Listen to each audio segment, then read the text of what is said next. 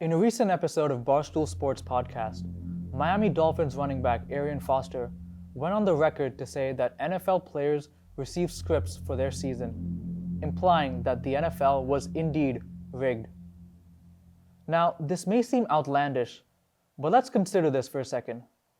What if the greatest sports moments, the greatest feats of humankind, were never real to begin with? What if it were all a figment of our imagination? Today, we attempt to answer the question, are sports real? Let's begin. Case number 1, NBA All-Star Game 2023. Earlier this year, in sleepy Utah, the NBA All-Star Game took place, bringing the best players from across the league to play in a flashy and competitive game that fans like myself die to see every year. But the game itself wasn't what fans anticipated it for it to be. Players chucking threes, minimal defense, and also this. So what's it feel like to finally win this thing? Winner, chicken dinner. Bruh. But strangely, one man decided that he was going to go absolutely berserk. Boston's own Jason Tatum. Jason was hitting every shot, splashing it from deep, even taking his own teammate one-on-one. He ended up scoring 55 points, breaking the All-Star Game record for most points in a game. Maybe he just had a great game. Maybe he actually wanted to put on a show. Or maybe there's something more to this. After the game, Tatum posted a photo on Instagram, captioned, "It's gotta be the shoes." Now, what does that mean? The very next day, Tatum released his first signature shoe, the Tatum 1s from the Jordan brand. In fact, he was wearing them during the game itself, a day before they were set to be released. Now, isn't that funny? The only player with the signature shoe releasing ended up breaking records. Was the NBA simply manipulating the triviality of the All-Star Game to sell a pair of sneakers? Were other players coerced to let Tatum score so they can show the powers of his new shoes, even though they were desperate to make their mark in the game? This all seems to be very suspicious, but it's too early to make any strong claims. For all we know, Tatum might have just had really nice shoes. If dining weren't so expensive, I'd probably be wearing a pair right now as well. Case number 2, Super Bowl 57. Slightly before the All-Star Game, the Philadelphia Eagles and the Kansas City Chiefs met in Super Bowl 57, a spectacle foregrounded by clutch football, Rihanna's incredible vocals, and people wearing pillows on their face. The game was going down to the wire.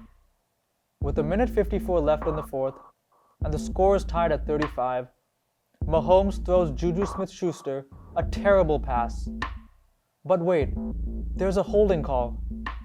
James Bradbury was called for a foul after momentarily grabbing Juju. The penalty allowed for the Chiefs to get ahead and win their second Super Bowl in the last 4 years. Heartwarming story, isn't it? But let's go back to that infamous play. The controversial call led to a timeout in the game. During that timeout, Fox decided to air a commercial marketing what could be the greatest product of all time. You guessed it, Jesus Christ. Love is louder.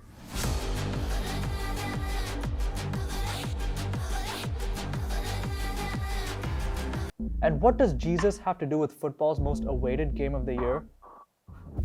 Everything, of course. But hear this. Juju Smith-Schuster, the man who was allegedly held, is a Christian. Could it be true? Could James Bradbury have been forced by God himself to allow a devout Christian to earn the most coveted prize football has to offer? I don't know about you, but as a Hindu, that doesn't really seem fair to me. But hey, we can't just blame things on God. That'd be catastrophic. Juju might have just been lucky, right? Ain't believing us. God did. Case number 3, FIFA World Cup Final 2022. Last year, we witnessed the biggest spectacle in all of sports, the FIFA World Cup final. It was an intense and jaw-dropping match between two countries looking for their third star. In the 108th minute, with the scores tied at 2-2, Lionel Messi kicks the ball into the net off a Hugo Lloris ricochet. The crowd goes crazy. Argentina are in the lead. But wait, something is wrong. The French immediately claim that the goal was offside, with Messi far ahead of all French defenders. But VAR showed that Messi was in fact behind Rafael Varane. Good for him, and good for Argentina, right? No, something is very wrong with this photo. Does this position remind you of someone? Look carefully, because it's an ode to one of society's greatest artists, Ice Spice. Rafael Varane paid homage to a generational talent by sticking his thick ass out so Messi could be behind him. Only 3 weeks later, Ice Spice would release her song, In Her Mood, taking the world by storm. But should we have seen this coming? Did Varane intentionally give up a goal so he could promote the greatest song of all time with his ass? Did Ice Spice's uncontrollable charm bring the 60-something white male FIFA executives to their knees? Perhaps. So what do we learn from all of this? From the shoes, to the Bible, to the ass, I've finally come to my conclusion.